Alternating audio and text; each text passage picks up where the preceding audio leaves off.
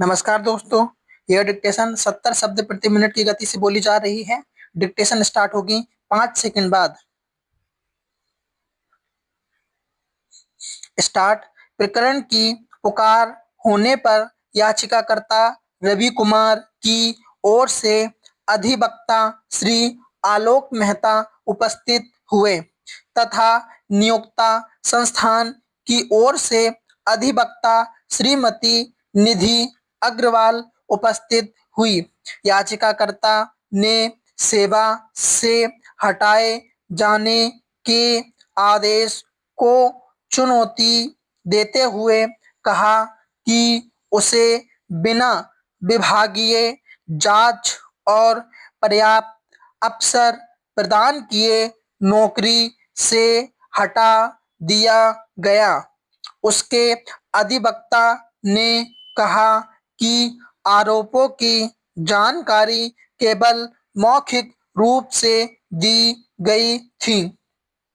अधिवक्ता ने आगे कहा कि याचिकाकर्ता ने संबंधित कार्यालय में लगभग 8 वर्षों तक नियमित रूप से कार्य किया और उसके सेवा अभिलेख में किसी गंभीर दंड का उल्लेख नहीं है। अचानक जारी किए गए आदेश में केवल यह लिखा गया कि उसकी सेवाएं आवश्यक नहीं हैं। अधिवक्ता के अनुसार ऐसा आदेश वास्तविक कारण छिपाने का प्रयास है।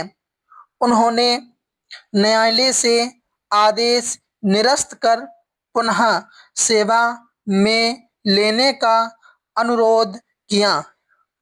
नियोक्ता की ओर से उपस्थित अधिवक्ता ने याचिका का विरोध करते हुए कहा कि याचिकाकर्ता को नियुक्ति संविदा आधार पर हुई थी और नियुक्ति पत्र में स्पष्ट शर्त थी कि निर्धारित अवधि समाप्त होने पर सेवा स्वतः समाप्त हो जाएगी। उन्होंने कहा कि याचिकाकर्ता को किसी नियमित पद पर नियुक्ति का अधिकार प्राप्त नहीं था। विभाग ने केवल नियुक्ति की शर्तों के अनुसार कार्यवाही की है और इसमें किसी जांच की आवश्यकता नहीं थी। न्यायालय ने नियुक्ति पत्र, सेवा अभिलेख तथा विवादित आदेश का अवलोकन किया।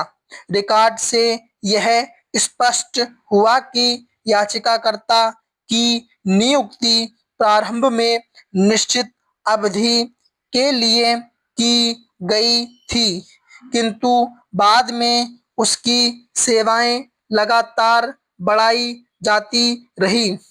न्यायालय ने यह प्रश्न उठाया कि क्या अंतिम विस्तार अवधि समाप्त होने से पूर्व जारी किया गया आदेश केवल संविदा समाप्ति का आदेश था या उसके पीछे किसी आरोप का प्रभाव भी मौजूद था। याचिकाकर्ता के अधिवक्ता ने कहा कि आदेश की भाषा से स्पष्ट है कि नियोक्ता ने उसके कार्य के संबंध में प्रतिकूल टिप्पणियां की थी। यदि आदेश वास्तव में दंडात्मक प्रकृति का है तो बिना जांच उसे पारित नहीं किया जा सकता। नियोक्ता के अधिवक्ता ने उत्तर दिया कि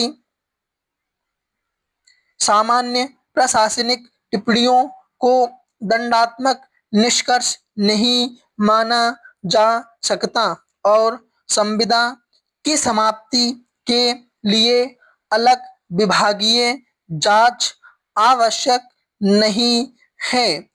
न्यायालय ने दोनों पक्षों की दलीलें सुनने के पश्चात कहा कि नियुक्ति की प्रकृति, आदेश की भाषा तथा उसके वास्तविक प्रभाव का परीक्षण आवश्यक है।